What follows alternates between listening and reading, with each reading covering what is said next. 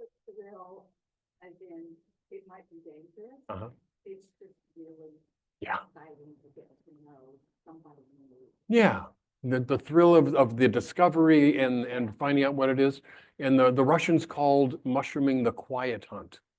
You know, no dogs necessarily, no guns, but it's that same, you know, figuring out the habitat, you know, searching out in an intentional fashion, and the absolute adrenaline rush when you see one, particularly one that's desirable. Yeah. And I certainly experienced that, you know, 50 years in. So here we go. And just want to kind of show you some pictures of what's been happening over the past couple of weeks in Maine. You know, our mushrooming season starts out slow. Is there a way I can bring down the volume of this a little bit? It feels a little hot. Oh, okay. And so it's things starting to come out, and I always look at first, you know, for the false morels, because that's usually the first mushrooms I find, except for some obscure Ascomycetes. And I have a couple places where I find them every year. So I go in there, and that's my place to look for the false morels. So the one on the left was one I found about 2 weeks ago. A little before, I came back later and picked it because I saw these little tiny morels coming in.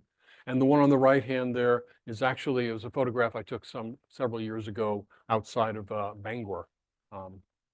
So false morels are beautiful, exciting, mysterious, sometimes deadly, sometimes eaten carefully in Finland if they're prepared really, really properly. And recent research is saying, is there a connection between eating false morels and later developing or higher risk of developing ALS? So they've never been on my eating list, and they are even definitely not on my eating list now. And dryad saddle is the other thing. You know, one of the places I look for morels is in places where elm trees have died over the past year or 2 years, sometimes 3 years.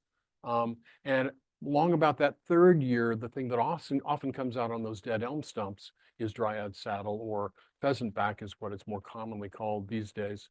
And so that same false morel, I perched it on the dryad saddle here. And you should smell. I have a couple of young, tender dryad saddle on the back table. Smell them. It's like watermelon rind, very, very distinct odor. And it's a tasty mushroom if you collect it and eat it when it's young and tender. And if you wait, you can still make a broth out of them. And I was talking to a guy, David Vincent, and he says, you know, what someone told me, what I started doing is, even if they're old and tough, you know, I slice them and I dry them in my dehydrator and I powder them. And the powder is really flavorful. I've not tried that yet, but that was his recommendation. And certainly I staged this obviously very carefully. So some very young dryad saddle. This is the perfect age and stage for edibility. And in the same region, there were the morels. And so I said, that looks like perfect pedestals to show off the morels. And that's exactly what I did. So that was fun and effective, I thought. Yeah. So that's been happening the past couple of weeks. And in apple orchards right now, you know, the morels should be coming. I must tell you, this was photographs from my favorite orchard from a year past. Though I was in there yesterday and I found just a few very young ones starting. And they're hard to see when they're really young because they're kind of beige.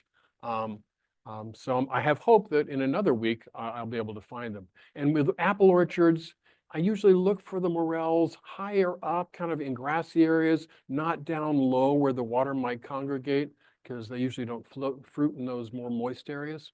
And I'm always racing for them to come up when I can see them before the grass gets so dense that I don't see them. Yes?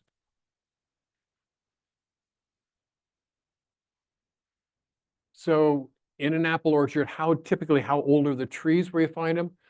The key is I usually find them around older trees or trees that have been heavily pruned or been damaged. They tend to be triggered by disturbance. So this apple orchard, I'm sure, is about 100 years old. It's very old trees. Yeah. And there's one I'm hoping to go to with a good friend of mine later in the week that, is on a kind of overgrown hillside, fairly dry, little bit kind of sandy soil. They don't like their feet wet. And the soon to come, and I was going to ask Kevin if he's seen you down in southern Maine. Someone I saw a post from York County is the oyster mushrooms that fruit in the spring on aspen and poplar. And they should be coming up here anytime. And certainly with the little bit of rain we've had, they should be really abundant this year. Chase them down before the bugs get them, particularly problematic in the spring. Yeah. But a really flavorful mushroom. All right, so we're going to dive into a little bit of morphology, a little bit of mushroom basics, and then we're going to get into some species that are kind of an easy next step with mushrooms with gills. There's some strategies about starting out mushrooming that says, avoid the things with gills. There was a guy, Schwab, who wrote a book, Mushrooming Without Fear, 15, 20 years ago. And he presented a whole range of edible mushrooms, and he said, I'm not touching anything that has gills. More gill-like than a chanterelle. That's a strategy, but you miss a whole lot of good mushrooms that way. But the most deadly mushrooms in the world are some of the gilled mushrooms in the family Amanita, and I'll show you the version we have here right now. So with a mushroom with gills, you're going to be talking about a cap and a stem, as you see in the picture. And oftentimes, it may or may not have some kind of ring around the stalk partway up, and it might or might not have a swollen base that could have an even cupping vulva or scar tissue around it. And those are all if you look at mushrooms and you look at the descriptions of them, those are the terms you're going to begin to learn. And when obviously the mushroom itself and all the parts are going to have color and shape and size, and it might have scales or other things that make it distinguished.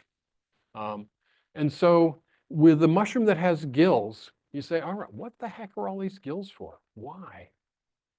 And the gills are, formally they're called hymenium, that tissue that covers the gills, and that's where the spores of the mushroom are, formed and mature and then released into the air. And if underneath that flat cap was just one layer, one dimension of tissue, a 3-inch or 4-inch cap might have what? 3 or 4 square inches of tissue. But if that's divided into these tiny little plates that are held parallel to each other, that surface area of gill-producing tissue is expanded greatly. And so a mushroom drops thousands, hundreds of thousands, millions, large mushrooms, billions of spores. Even though, you ever find the large puffballs, the giant puffballs? Tortured graduate students estimated for their professors that maybe 6 to 9 trillion spores in one of those puffballs. Yeah, so a lot of spores, they get scattered into the world and have a low base rate of being successful in growing the next generation. So this was a little dung-loving Paniolus. I was walking. Anyone been down, what's it called? Whitney Road on the edge of Tanglewood 4-H camp? I was walking down there, and there's people who ride their horses, and there was this plop of horse dung that this mushroom was fruiting on a few years ago. And no, that's not where I find the morels. So gills come in all kinds of shapes and colors, and the spores themselves also have a color, which we'll get to in a minute, but the color of the gills does not necessarily indicate the color of the spores. So top left there, the yellow is white spores. This golden chanterelle is kind of an ochre, somewhat orangey color. The gomphus or the scaly vase is white, dark brown, deep, like bittersweet chocolate brown on the right-hand side, and the one on the gilled polypore on the right there, gilled bolete is white spores, and this one has got really dark, almost black spores. So, and gills can be spread far apart. They call them broad. They can be crowded. Yeah, a lot of variations. And people often call the chanterelles having gills, but they're really more roughened folds. They're blunted gills or primitive gills, some people call them. Oh, that's right. I have to do this several times to get it to work. And some, when you learn about gilled mushrooms, you're going to learn about how they attach or don't attach to the stem. So when it comes across and meets at the top of the stem, these are free because it's like there's a little halo, like a little angelic halo of space, like the gill is attaching to the top of the underside of the cap. And so it's free around the stem itself. And here we have a deadly Amanita. We have several edible agaricus. I think that's another Amanita in the Destroying Angel. And this is an agaricus I've only found one time. Incredible smell of almonds. Agaricus non-augustus. Apparently relatively common down in New Jersey, Pennsylvania. One place I found it in Maine for about every year for the past 5 years. Interesting. That's what keeps it interesting to me, figuring out why something there and why it's not. So those were free gills. And if you look at these ones, they come across, it's like they butt right in and attach to the stem. So they're called attached, or they might even be a little notched like this Cortinarius. So, and that's where they're going to be attached, but there's a little notch before they attach. Adnext or adnate. So different styles. These ones I'll tell you about later, wine cap stropharia, because they're starting to fruit around Maine right now. Easy to grow.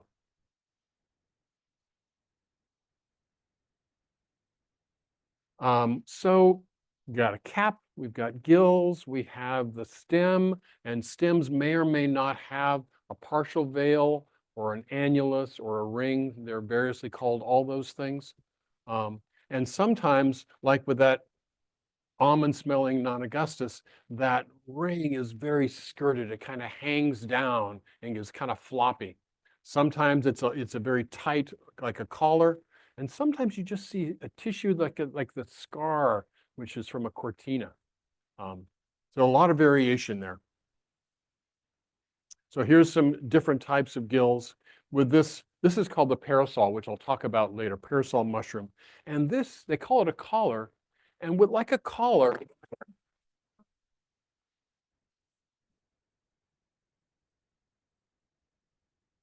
I'm my own worst enemy here. You can slide it right up and down the stem. It's not actually physically attached, which is a fun game, and just several other kinds. This is that Destroying Angel Amanita, and this is the one Amanita I eat. Not very often, it's not my favorite, but it's called the Caesar's Amanita or Caesar's mushroom. I don't find it in huge numbers, and I find it has a little bit of an iodine flavor to it. So it's not my favorite. Yes. I have tried it raw once, and I know they do in Italy, very thinly sliced with a little bit of olive oil and maybe some drops of lemon juice, salt and pepper. Yeah. And fear is okay. Let that guide you until you overcome it. And then you say, okay, I'm ready. Yeah.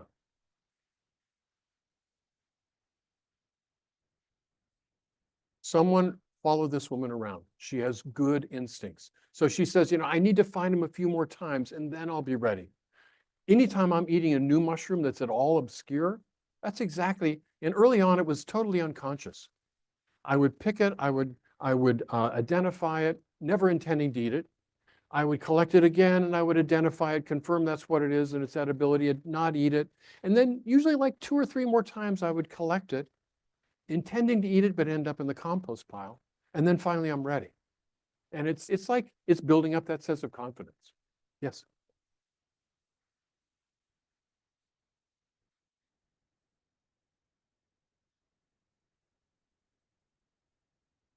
So for the parasol, is that collar that slides up and down, does it indicate the species? It indicates the group, though they're not all of that Amanita. This one, there's this used to be called Lepiota, and now it's in a different genus. This is a different Lepiota where you can see that has a more of an attached annulus.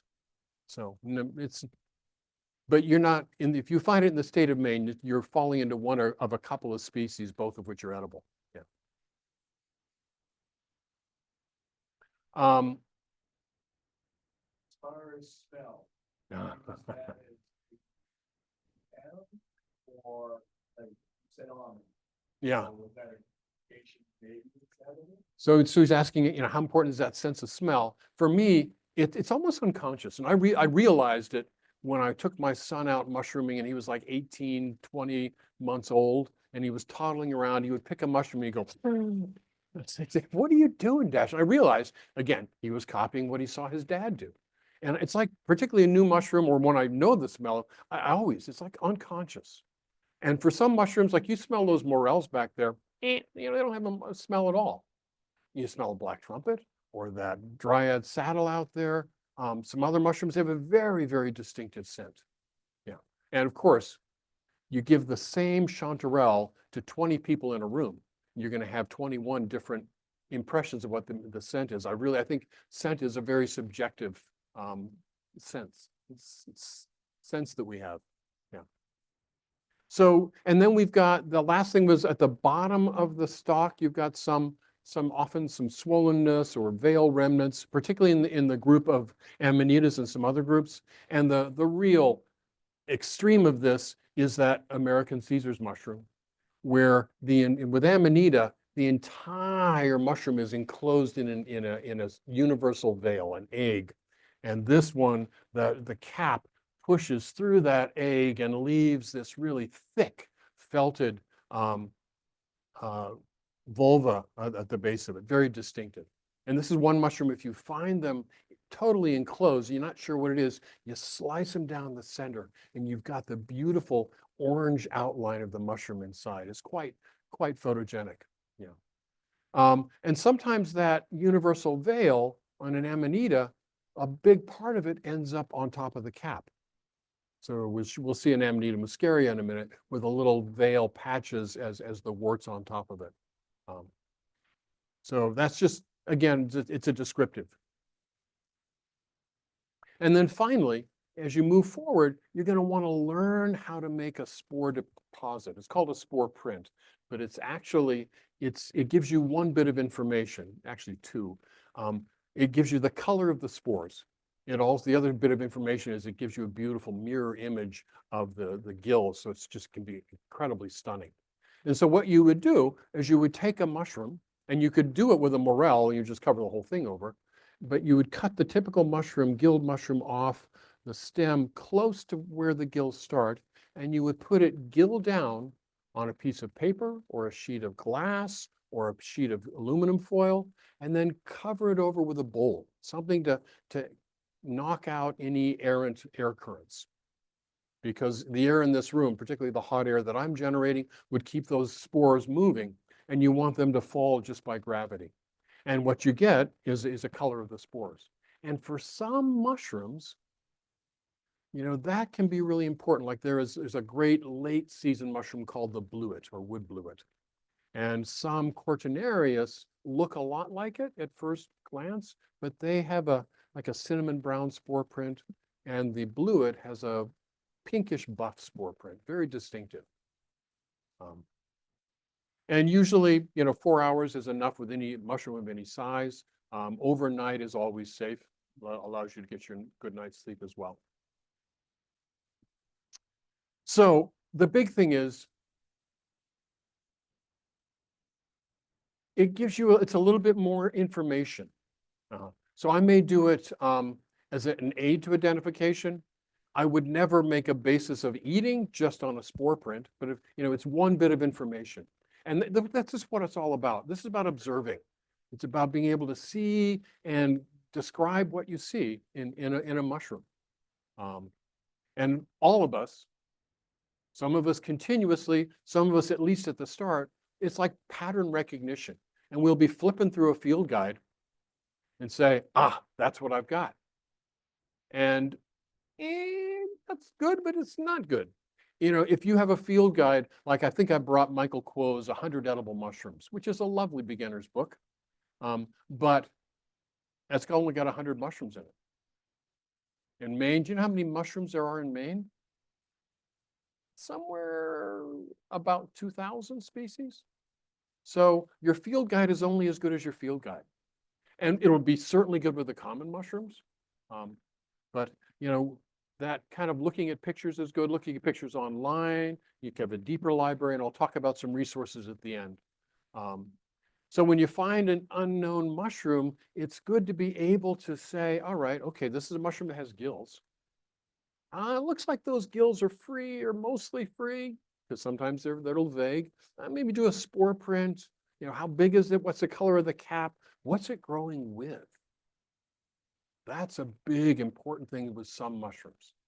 Some mushrooms only fruit with a certain species or a group of trees. Others are more generalist. Yeah. So let's look at these. If you were sent a picture, and I was sent this picture a week ago, and the guy says, you know, these are growing all over these fields I've got. Can you tell me what it is? Do you know how large that is? The diameter of those caps? I certainly didn't. I thought they were probably, I looked at it first, I said, wow, it looks kind of like the Marasmus aureatus, what's that called? The fairy ring mushroom.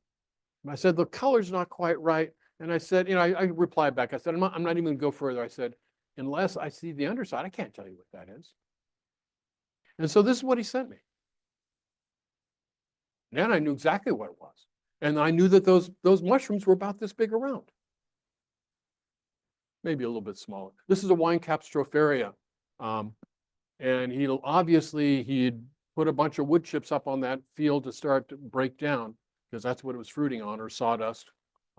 It's an easily grown mushroom. It's an okay edible. I don't find it wonderful. When it's young, it's nice. I grow them in my garden sometimes on wood chip paths between my raised beds. Yeah. So, but I needed more information.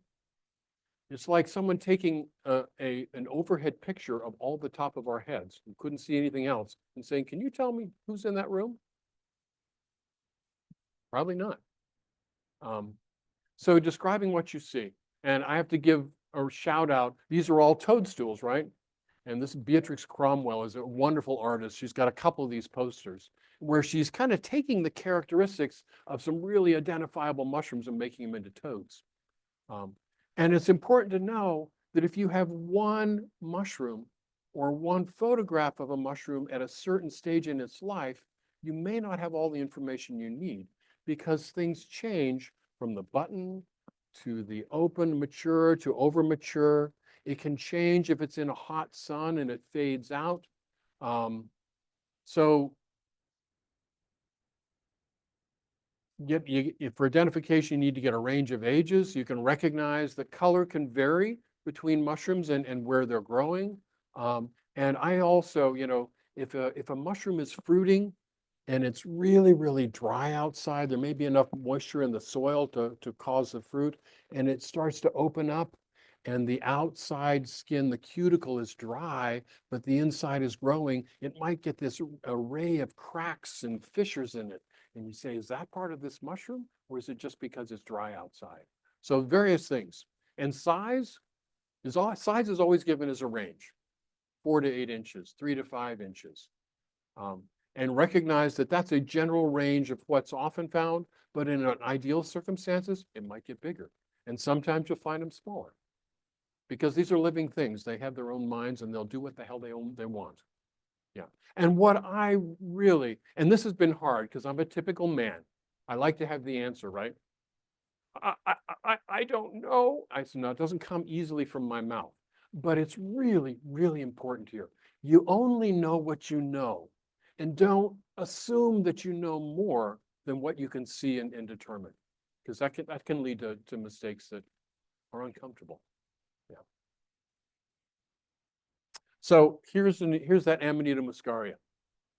Here it is as a button, and you can see that universal veil that covered the whole thing. The button is starting to push through. And here is another day or two later where it's pushed up from that from the base, the stem is elongated, but it's still entirely enclosed. And that universal veil is starting to break into these patches or warts. Here it's fully open and you can say, oh, it has a ring as well. And here's the full mature upside down. You can see the swollen stalk with a little bit of, it doesn't have a vulva, but it has some scars of the universal veil on it. So Amanita muscaria here is kind of yellow and orange. It's a variety called Gasawii. Where I grew up in New Mexico, bright cherry red with those white patches. As it is in Eurasia, there's a number of varieties. It's a poisonous mushroom. It has these couple of different toxins in ibotenic acid and muscimol, which are psychoactive and has been used as a visionary inducing mushroom in certain cultures. If you want to get high, find psilocybin. Don't go for these. It's a really wild ride, unpredictable. I would never recommend it. I've dealt with some cases of people being really frightened under its influence. Didn't harm their, threaten their life, but it was really terrifying. So let's talk about some of the common guild mushrooms. Any questions about the very, very brief morphology we've covered? So I bring these up together, and I named my second book, Chanterelle Dreams, Amanita Nightmares. Because in the world of mushrooms, we have the great promise of incredibly good food, world-class edibles in this state, and we have the risk of being poisoned, potentially deadly poison. And there are a number of poisons within this group of guild mushrooms. The most common group are what are called the gastrointestinal irritants. And you know what they do. Nausea, vomiting, diarrhea, yeah, that kind of stuff. But there's a few that can potentially kill people. So let's talk about some of those. And it's really important. As I learned edible mushrooms, I felt it was really important at the same parallel track to learn the common toxic ones. And I really urge that. We are having more people with symptomatic poisonings in northern New England. For about the past 25 years, primarily as a volunteer, I've consulted with the poison centers across northern New England. So I'm pretty up on what's happening in that part of the world. So I want to talk about the Amanita, and I've already touched on some of them. And I want to talk about them because they are the genus of mushrooms that are the most toxic, and they're very common. Not all of them are toxic. Some of them are edible. We'll talk about that in a second. But they can be from medium size to fairly large. It's a pretty diverse group. They grow symbiotically with trees. They form these mycorrhizal associations. Myco meaning fungal, rhizal meaning root. And their mycelium acts as an extended root system to the plants that they're growing with. They bring in water and mineral nutrients to the plant. And in exchange, that tree or plant will give it some of the sugars that it makes through photosynthesis. So it's a symbiotic partnership. And it's typically, these are large mushrooms with a central cap and a graceful stem. Many of them have the ring or annulus, and they have often a swollen base. Not all of them. Not all of them have a ring, not all of them have a swollen base, but most of them do in the toxic ones. And they range from eminently edible to hallucinogenic to potentially deadly poisons. So it's good to know this group. And here's that, it's often easier to see it in a drawing. Here's that universal veil entirely enclosing the mushroom in its infancy. And as it pushes through, the remnants of the universal veil can be left at the base as a cup or a vulva or scar tissue. And sometimes, as we saw with the Amanita muscaria, the patches are a partial of that. And the partial veil or ring, what that did when it was in its button stage, there was a layer of tissue that covered and protected the gills. And as the cap opens, that separates and usually stays on the stem. So that combination of typically whitish gills that are free of the stem, a nice stature, often a swollen base and a ring, but not with all of them. And the spore prints typically are white or slightly off-white in color. And the ones you need to learn are these beautiful, pure white amanitas that collectively are called destroying angels. And when my son was young and I was out in the woods with him, I said, Dash, look, a destroying angel. And he started looking in the trees, expecting some hideous monster up there. And instead, this gorgeous pure white mushroom. And I call them destroying angels because it's a group of related species. And they share the characteristics of typically pure white, sometimes a little bit of brown on the cap. They've got usually a skirted ring that kind of hangs down a bit, and that swollen stalk that has a bit of a vulva that is shine, and a pure white spore print. They're common. The different species might hang out with different trees. We've got one that tends to really love oak trees. Another one I find mostly in conifers or mixed species. They're pretty good size, and they have some toxins that will shut down your liver if you have much of it on board and they don't know it. So it will kill you over a number of days, not in a pleasant way. And it's one of a couple of toxins that have what's known as delayed onset. So you eat that mushroom, and by all reports of people who I know who've eaten them, say, oh, they're good, they're tasty, I liked it. And generally, you don't even develop any symptoms for, on average, 8 hours. And then you have about 24 hours of really severe gastrointestinal stuff. And then you clear up. And if they haven't checked your liver enzymes, they're going to send you home. And you'll return after about another 24 to 30 hours with signs of liver failure. Any transdermal,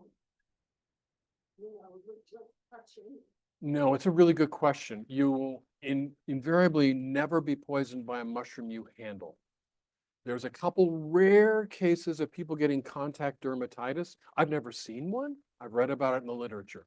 But yeah, you have to eat it for it to sicken you. Yeah. So here's a range, and this shows there's that button that's kind of pushed up through the universal veil, and you can see that cupping vulva. And you can see it here. Sometimes like this, it's a limbate. It's got one side that's higher up. Pure white, beautifully cupped, and then it opens up pretty much flat with that veil, the ring that's on it. Very common. If you wander in the woods in Maine, particularly from mid-July to mid-September, you're going to run into them all the time. Amanita muscaria, we've talked about already. Again, incredibly common. And this one, I find it sometimes fruiting in June, early July, then usually not in the real heat of the summer. And then the biggest flushes, September and October. With a variety of trees, it's a generalist.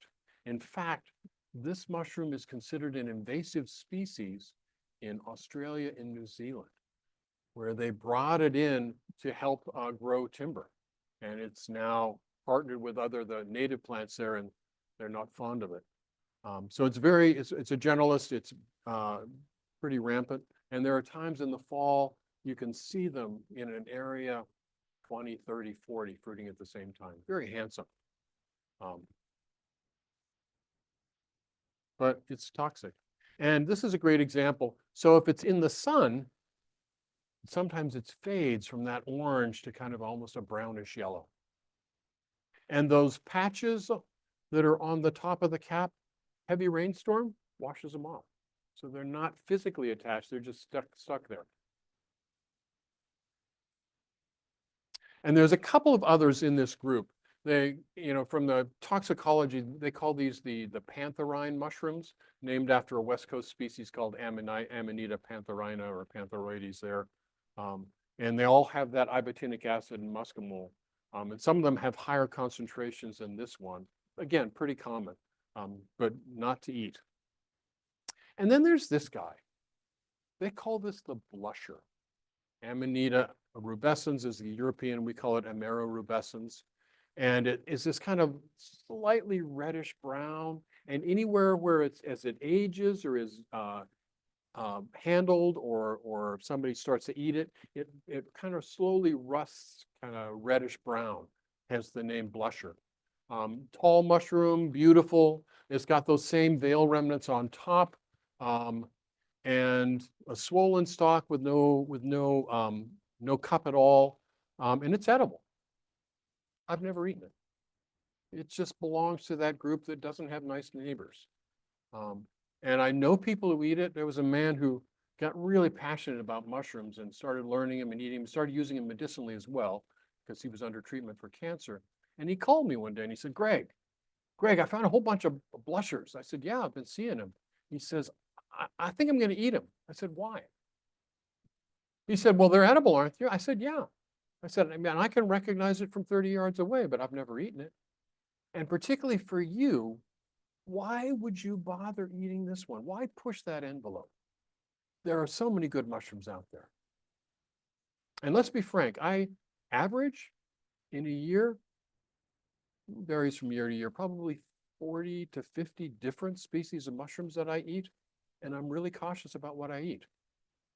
There's plenty out there. Yeah. So it's edible, but edible with caution. You can find it. Tends to like pine and mixed conifer forests. Big, sometimes up 7 inches in diameter. Very beautiful. And then this is the Caesar's Amanita. And I've never found it in Knox County. I would expect it in Western Knox County. I expect it in Western Waldo County. I find it a lot, in the center part of the state, Androscoggin County, Kennebec County, Penobscot County. Very distinctive mushroom. They're getting into a little bit more speciation on this. So it's not necessarily all Jacksonii, but they're all kind of treated the same. And there's other variations on this. There's one that is really, really popular down in the central highlands of Mexico. They love eating it there. So distinctive, somewhat edible. Here's that cross section of the egg that I was telling you about. I love when I find these and I can photograph it because it's just so picturesque. Yeah.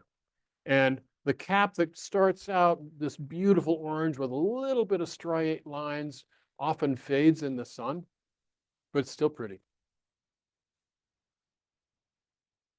And here's one that many people say, well, you got to be really cautious eating this because it looks kind of like amanitas.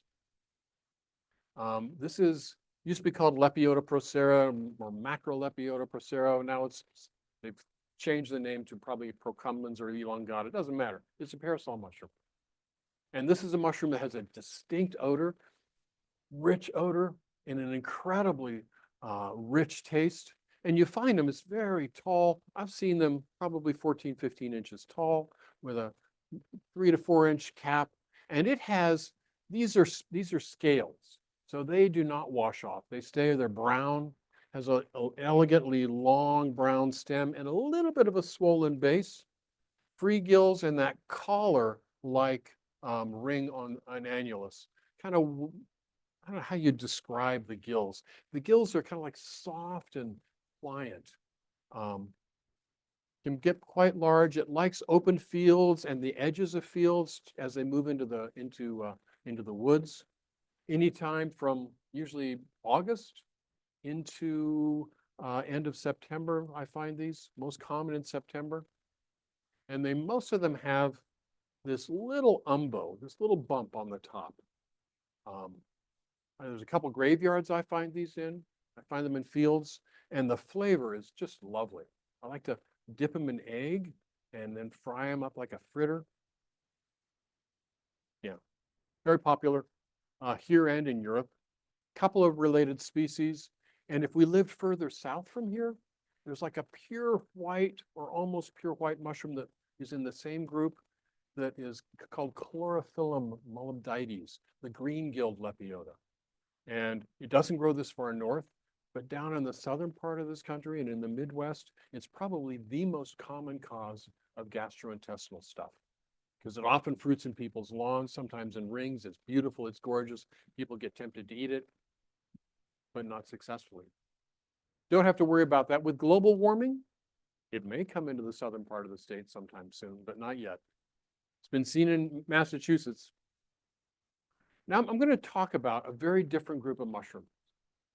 And I'm going to lump them together in the family Russulaceae, and it's the russulas and the lactarius or lactifluus, the milk caps. And in the woods, if you walk in the woods in the summer and in early fall, you're going to see russulas, and you're going to see milk caps. They're some of the most frequent mushrooms, and they're kind of short and squat, which means that their cap diameter is pretty much equal to the length of their stem. And sometimes the stems are even shorter. So they kind of squat down to the ground. And they are all across our woods. And they're in just about, the russulas especially, every color you can imagine. White, variations on tan, brown, white that stains black, blue, green, purple, electric blue, as you're going to see in a minute. And there's a few that are very, very distinctive and excellent edibles. So we're going to talk about them. And all of them live in those symbiotic relationships with forest trees. And the main difference between the two of them, easily seen, is with the milk caps, if you crack or cut the fresh mushroom, it exudes this sappy latex of various colors. And some of them will have some mild gastrointestinal toxic stuff, but that's about it. So here's a bunch of milk caps, and you can see this is Gerardii, the smoky one. It's a lovely edible. And as you can see the white milk there. This is one that can be, when it first comes out, incredibly gorgeous, a mixture of blues and purples. We're going to talk about these ones. And this is kind of purplish as well, subpurpureus. It has a purple latex. I don't find a lot of it. It's a good edible. So a wide range. And this one is a sickener, Croceus. And the russulas, even more diverse. And there's so many of them. Come on, wake up. There we go. So here's a bunch of russulas. Many of them. So you'll see red cap russulas in the woods. And we probably have about 9 different types of them. And if you were from Eastern Europe, they would say, let me see that russula, and they would taste it. And if it was hot and fiery, they'll spit it out. And they might still boil it and eat it. And if it wasn't hot and fiery, they're gonna boil and cook it and eat it. That's all the identification they need. I'm not that. Yeah. So we have some edible red russulas. There's one that's called Russula emetica. Anybody medically based here? Do you know what an emetic is? Makes you throw up. Yeah. And usually a little bit smaller than this one. And some of them, I love these, develop these kind of crustose pattern. And this one, this with the purple with the crustose, I've only found that one time. Beautiful. The green crustose one is a nice edible. And one thing I included the white-lipped snail in here, eating this one, because recognizing that there's a lot of things that eat mushrooms beyond us. And we don't often see the white-lipped snail because they're mostly active at night, but they love mushrooms.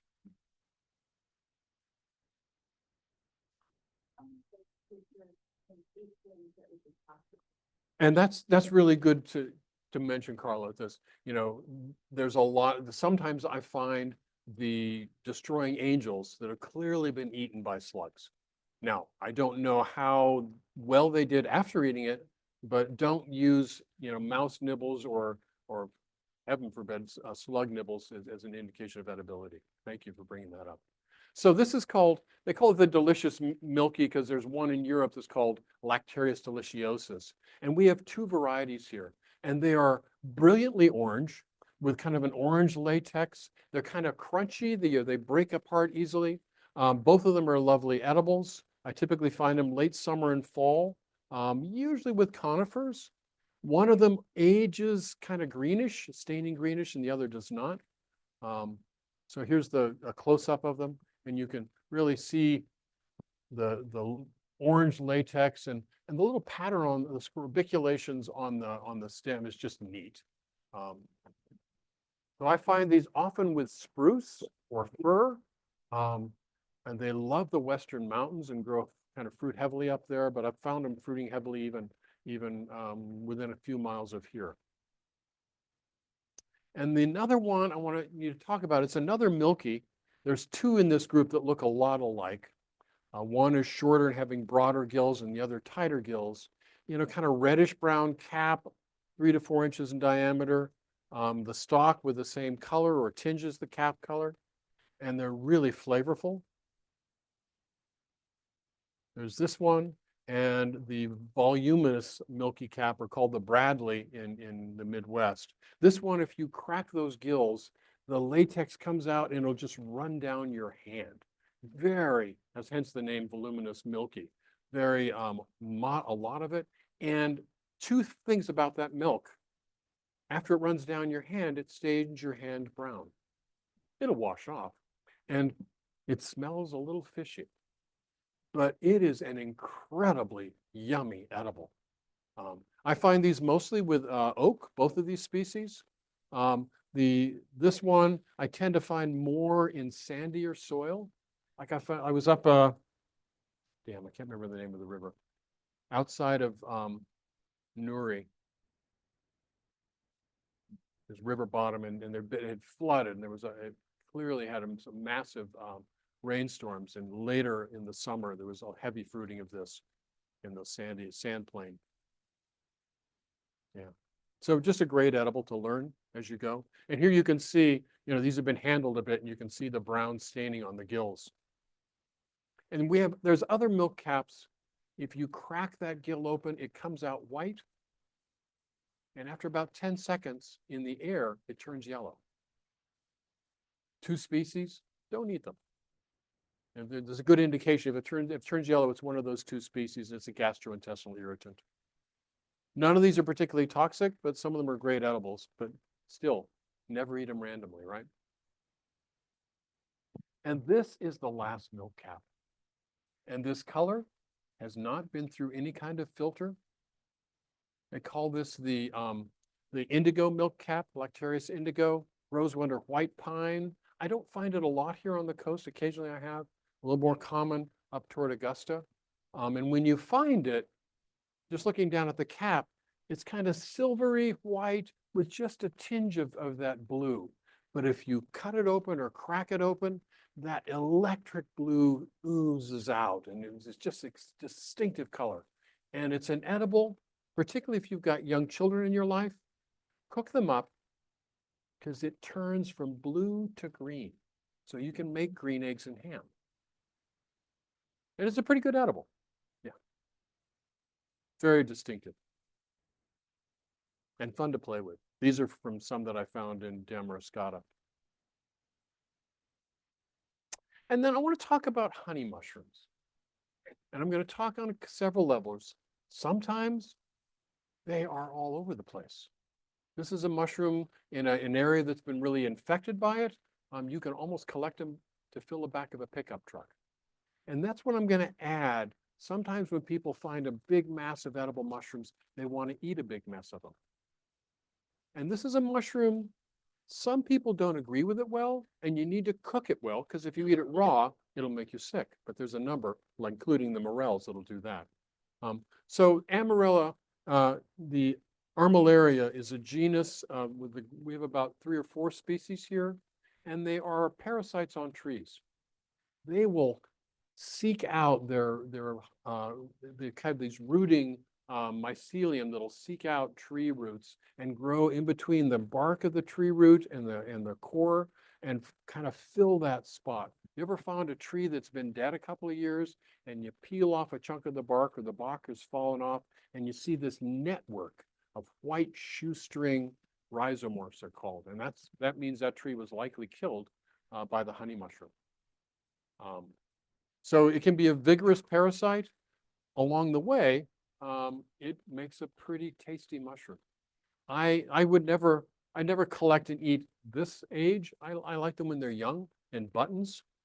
There was a great mycologist at the University of Maine for a number of years, Richard Homola, and this was one of his favorite mushrooms. He was Polish, and the Polish love these. They call them pepinskis or pepinkis. We eat them a lot. And this is where, when they're first opening, when it's still enclosed, you can see these little recurved black or brownish hairs, and what later becomes a ring is still kind of stuffed there. And at this stage, I cut them off here because the stem is a little bit fibrous. I mean, you can still eat it, but I tend to just collect the buttons. And if I find a bunch of them, I'll either dry them or I will saute them and freeze them for later. It's a good workhorse edible, but you got to cook them. Here's where you often find them. One of the species is kind of this yellowish green, particularly when it's young. The other one that grows primarily with conifers, Ostoye, is brown. Doesn't matter. And sometimes you'll see them. You can see it's fruiting right out of the crack in the bark. And here it's on either side of the roots. And this is what they look like when they're mature. And the name honey mushroom is because of the honey color of the mature caps. As you can see, there can be a lot of them. And it generally means that where they're fruiting, trees are dying. Foresters call this well, they call it all kinds of foul names, but I can't remember the formal term or the name they call it, but they hate them because it really destroys a lot of lumber. Not typically, you could, but I'm picky. I'm picky. Yeah. But make sure you cook them well, no matter when you eat them. Yeah. And one that's used to be in the same genus and now it's in a related genus is the Matsutake. Matsutake, we're learning to love them. They weren't really collected and eaten in this part of the world until suddenly the Japanese discovered that America had a good population of these, West Coast and East Coast, because in Japan, the Matsutake is cherished. If you want to gift someone something to somebody that you really want to honor them, you give them some prime Matsutake buttons. And we fly out tens of thousands of pounds of this every year from the East Coast to Japan. And they collect it. You only want it if you brought into the dealer an open mushroom. Nah, they only want them in the button stage. And these grow with hemlock primarily in a mycorrhizal relationship. They like slopes down to water. They like road edges sometimes as well. And they grow heavily with kind of medium-aged hemlocks, less so with really mature ones. And I typically begin to look for these in the last weeks of September and then into October up until early November on the coast here. Do anybody here eat these? How do you cook them? So, how about you?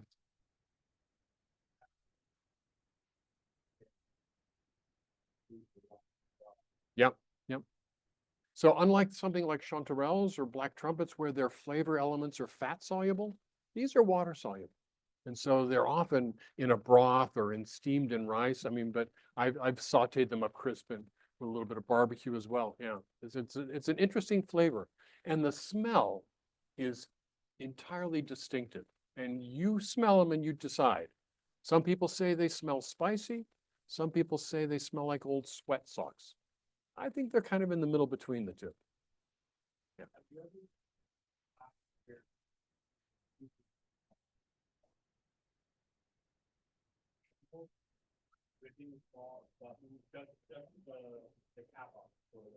Yeah, deer love them. Deer love honey mushrooms as well. Yeah.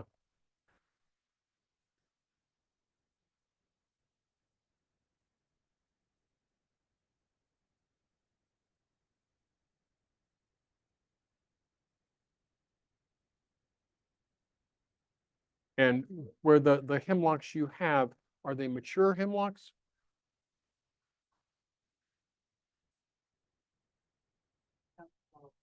Yeah, that's where I find them more heavily fruiting. Yeah.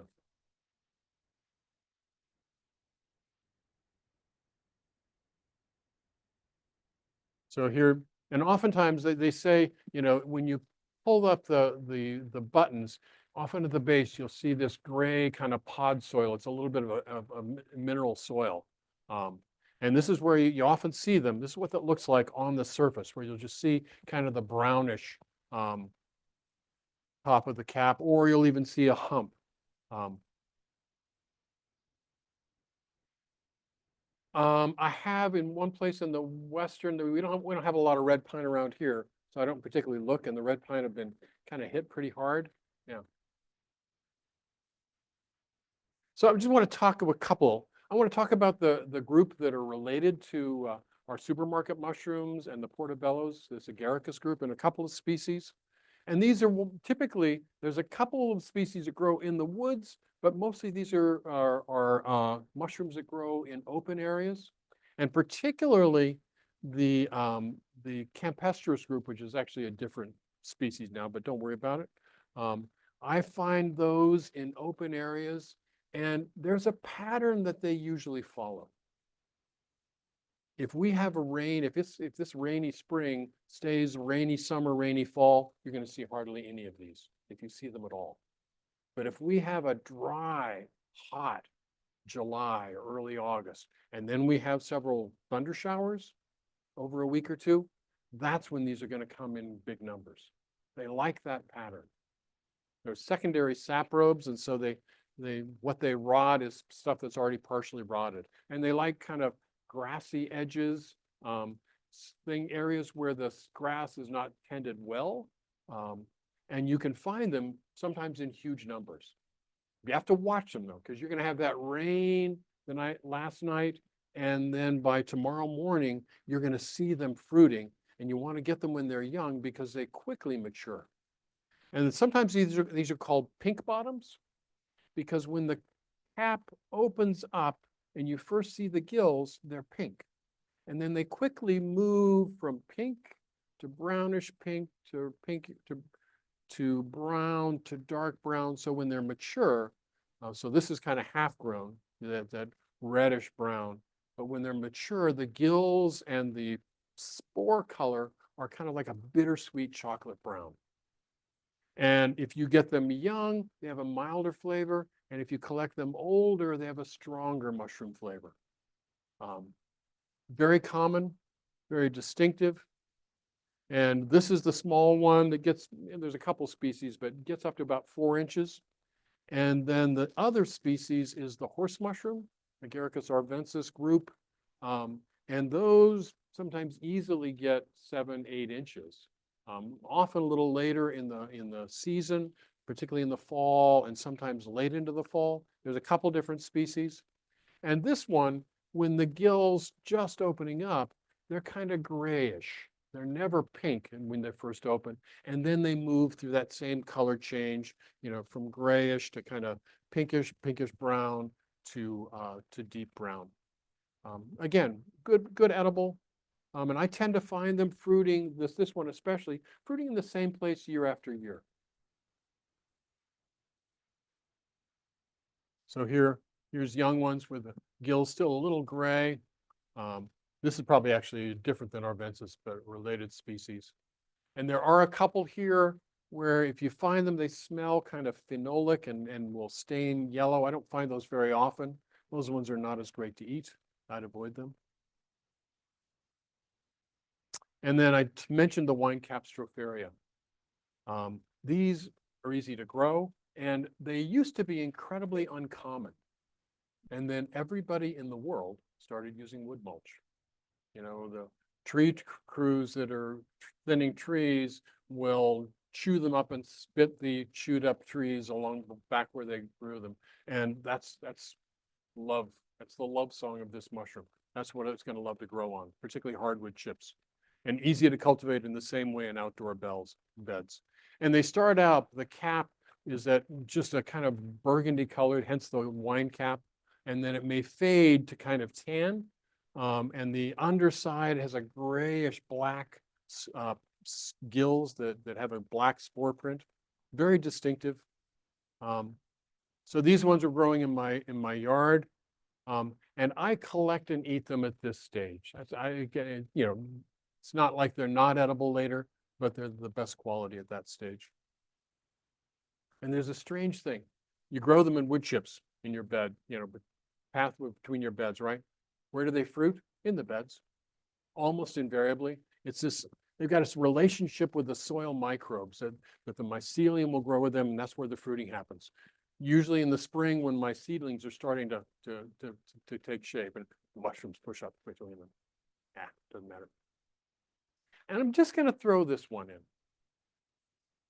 So Gymnopolis is a genus of mushrooms, many of whom are psychoactive, with psilocybin, psilocin, baeocystin, and it's one of those laughing mushrooms. The common name is used to be called the big laughing. Jim usually just call it a laughing mushroom, and it's can be mildly to fairly actively potent in terms of the contents of psilocybin. Be aware of it. There's a couple species. This one usually fruits from buried wood. I don't find it very often. And that was a big, massive cluster. But they're really common, fruiting on maple and beech from dead wood or wood on the ground, if that's what you're into. And then I just want to touch. I want this one. This is one of the foolproof mushrooms, but I brought it in anyway. This is the third mushroom I ever ate, called a shaggy mane. I was going to college in the University of New Mexico. And late in the fall, usually late October, there was a place where they'd cut out a great big cottonwood. And for 3 years running, there were dozens and dozens and dozens of these fruiting. So I tried it. And this is a mushroom that they call them the group inky caps, because as it matures, rather than it opening up and exposing its gills to the wind, it begins to melt. And in melting, it's pure white, just a touch of reddish at the bottom, and then it starts to melt. And as it melts, it exposes the gills some to the wind, and then a lot of the spores get into this inky mess. And so I eat them when they're pure white. And if I don't have very many of them, I will take the ones that are starting to turn and I'll cut that part off. And there are some people that actually make like a squid ink type of pasta with these. I've never been that adventurous, but they're a really lovely edible, have a nice flavor. And sometimes you can find them in big numbers. They like kind of disturbed land where organic matter has been buried, like if people have been moving stuff around in their yard. There was one year at the Machias Savings Bank in Rangeley, they had re-landscaped or done something, and this was one small portion of what was fruiting that September day. And they'll fruit heavily in that place for maybe 2-3 years, and then they will have exhausted their food source and not have to find another place for them. So this was from out on North Haven. I don't remember where this photo was taken. Yeah, and so you can see them melting. There's a place where I have been finding them, is a town graveyard where they cleared more land where the next place they're gonna start burying people, but they haven't started at all. And so it's kind of a coarse field that they mow a couple times a year. I've been finding heavy fruitings of this mushroom there every year for the past 5 years. All I need. Now, whoops, go ahead. Harvesting those, Yes. would you go into the soil a bit or just break them out? So she has said, when you harvest them, do you cut them off? Do you pull them up? I typically pull them up, and I'll often cut the base before I put them in a basket or carry, because I don't want a whole lot of dirt in my basket. And the other thing about these, if you pick them today, cook them today. You don't have to eat them, but cooking them will stop that, my term, inkinization. Because if you just put them in the base of your refrigerator, they're going to continue to mature. Yeah. But it's a lovely flavor. And some old books, in fact, even some recent, will say, oh, beware, don't drink alcohol when you eat these. Bunk. There's a related species I'll tell you about in just a second.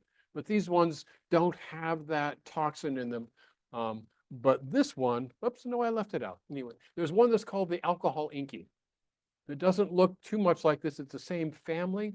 And with that one, if you drink a glass of wine with your meal, or even if you drink alcohol up to 48 or 72 hours after eating these mushrooms, it develops this anabuse reaction and you will start to feel ill.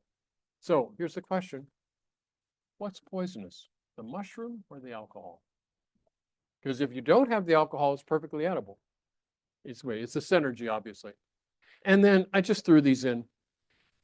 When I'm out looking for morels around old dead elm trees, about the third year, sometimes the second year after they died, of particularly a big one, you'll see these little mica caps. And sometimes you'll find them fruiting in huge numbers.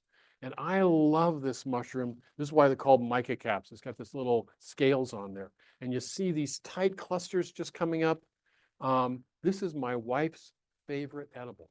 So if I come home, she likes morels too, but if I find a group of these when they're young, oh, she's really happy.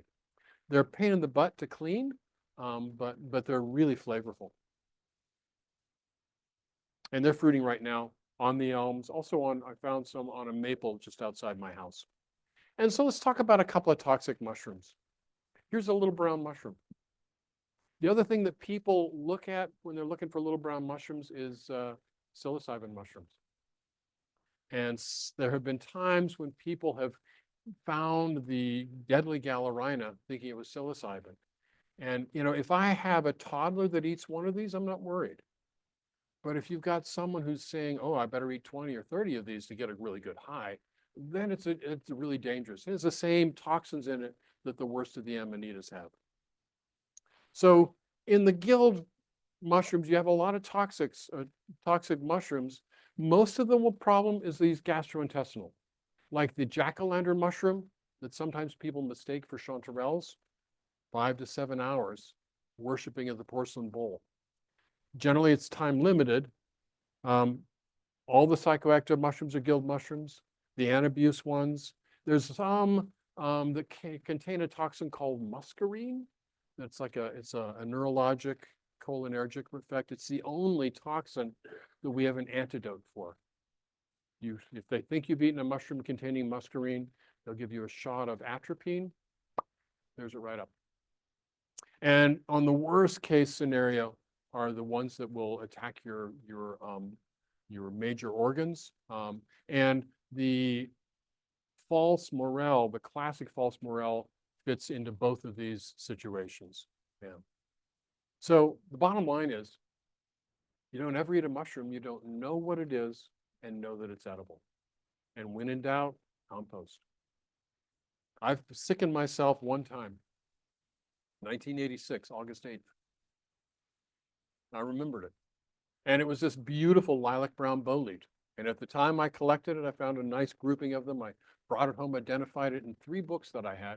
All 3 books called it edible, including the relatively recently published North American mushroom book from Audubon, Gary Leacock's book. Gary Leacock called it edible without a toxic lookalike.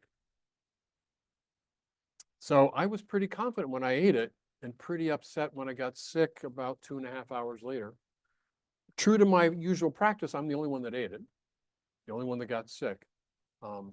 And I really got interested in that mushroom.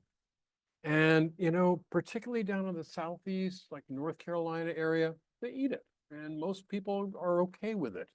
I have run into so many cases, and with my poison work, probably at least 30, 35 cases of people getting sickened by that mushroom over the past 20 years. So learn your mushrooms. This is the jack-o'-lantern, the one that people mistake for the chanterelle. Beautiful mushroom, gorgeous orange, not that yellow of the chanterelle. And if they are fresh and young like this, you put them in a really, really dark room, allow your eyes to adjust, they glow in the dark. This greenish glow from the gills, they're magical, yeah, but they will sicken you. And the deadly Galerina grows on wood, sometimes on wood waste. People say they find it in the spring. I never have here, but I find it really commonly in the fall and late fall on wood, and enough of them that would really cause a problem. And then there's the ethics. My son found this and gave it to me. So no mushroom hunting. They're mine. They're all mine. So we're in a land of open access forests. If it's not posted, you can kind of walk in it. It doesn't mean that you can forage on it and carry the things out. So some people make that assumption. So know who owns the land. And if you can, knock on the door, ask permission. I can tell you, of all the times I've done that, I get people look at me like I have two heads. You're going to do what? But almost never has someone said no. And when they've said no, it's because they were saving that mushroom for someone else that they knew. A lot of people, when I've called, they said, you know, no access without permission. I call the phone number. They say they really thank me for calling and asking. But then I know I'm feeling good about it. You know, am I going to say that I've never collected a mushroom off someone's lawn without asking permission if they weren't home? I try not to, but yeah, so be ethical. The other part of ethical is recognize that there's a lot of animals that rely on those mushrooms beyond us. Never pick them all. I try and pick the ones that are prime condition. I leave the youngest and I leave anything that's starting to get old. So prime species, leave more than you're going to take, and never pick and carry home more than you're likely to use. And if you choose to forage commercially, all these rules should apply even more so.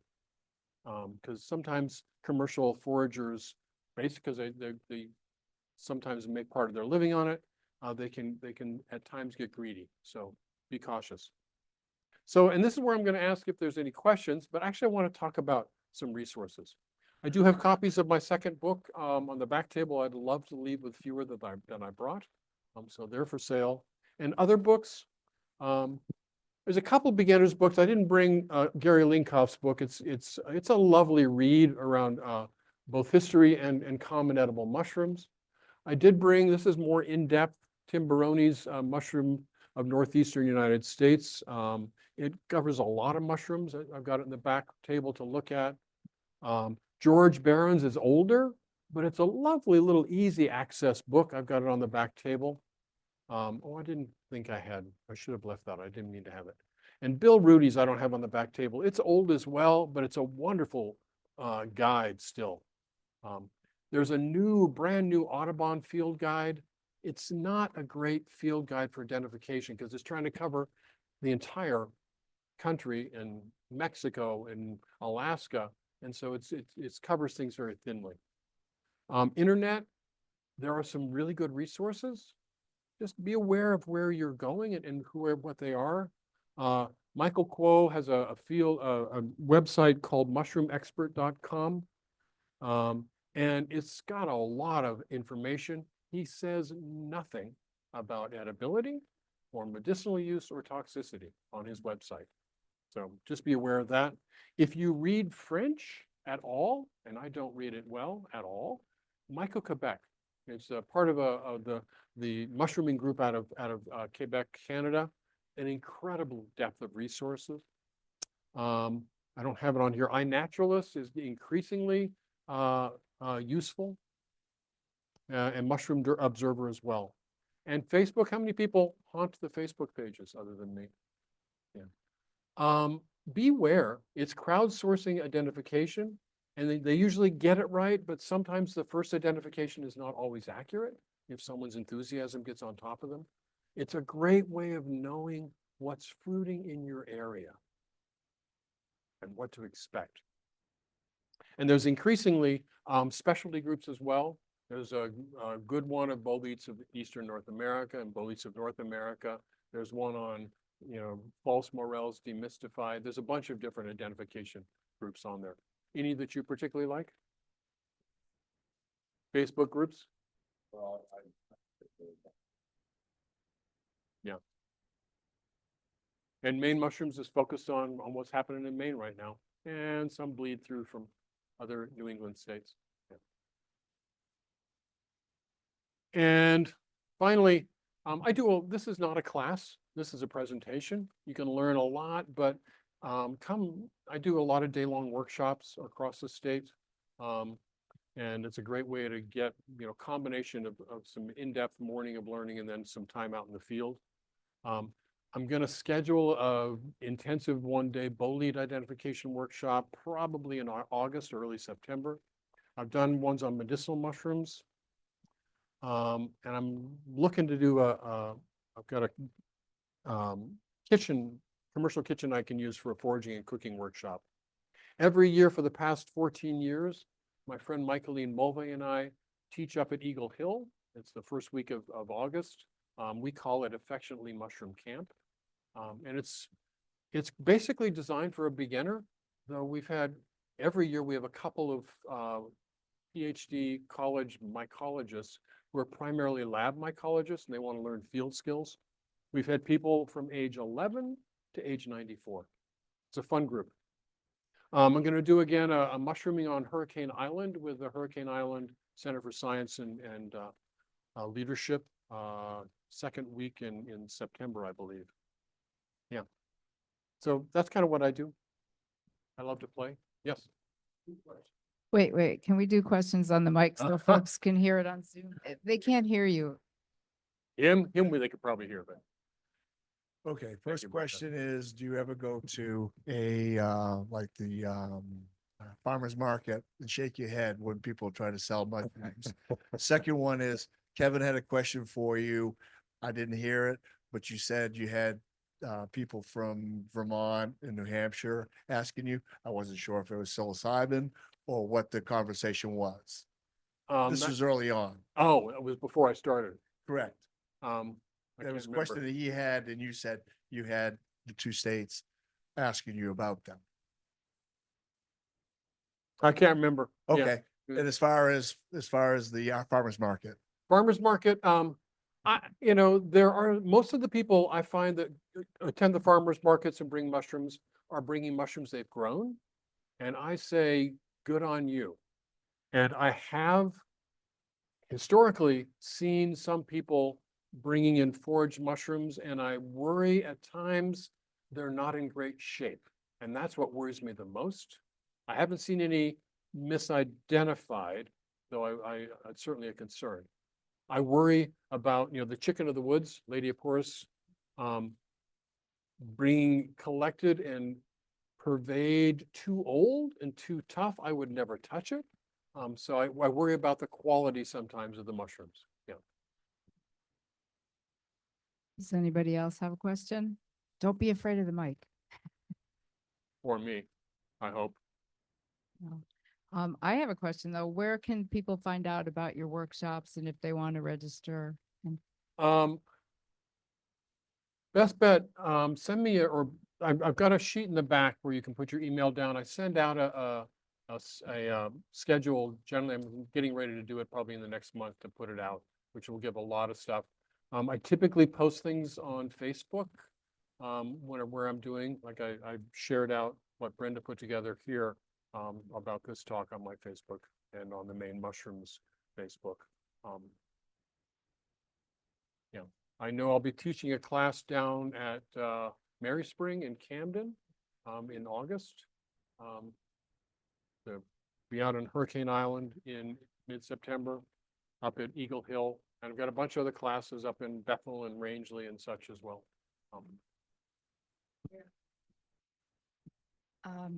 Early on, talking about one of the Amanitas,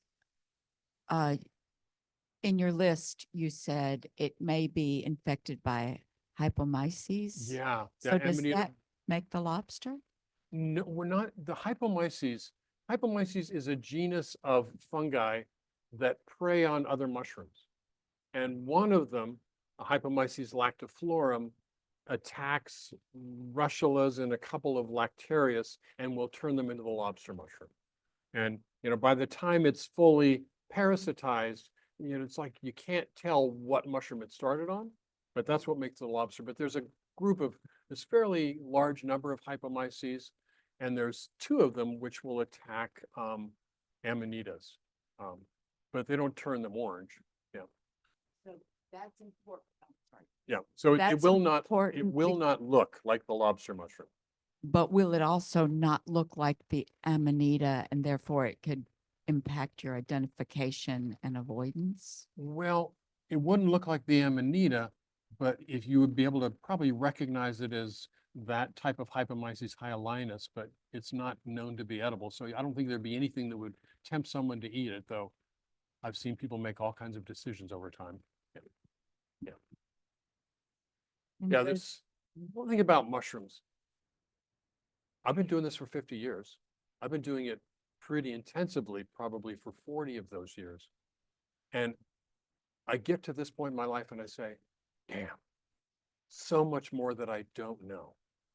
And this is a wonderful area for lifelong learning. I find new mushrooms every year that I've never seen before. Every year or two, I'm eating a different mushroom that I've never eaten before. Again, I'm careful when I get to that point. And it's always, my friend Michaelina, when we get together and we're talking, it's about looking at the vagaries of the relationship to what's going on in the weather and climate and, tree damage. And what about that ice storm 2 years ago? How is that affecting? So it's how is it going to impact the mushrooms? Because it's a mystery, particularly like the boletes. There's a forest I haunt a lot. And like 5 years ago, there was the bouillon smelling bolete that was just all over there. The next year, it was a different one in that same group called Lemnoa carminipes. I don't even know a common name for it. Very distinctive. And then one year, there's a gorgeous bolete called the lilac bolete. Boletus separans, which is a great edible. And it was all through that forest. I haven't seen it since. Why? Why does it come? Why doesn't it come? Yeah. Forest hasn't changed, hasn't been cut. Yeah.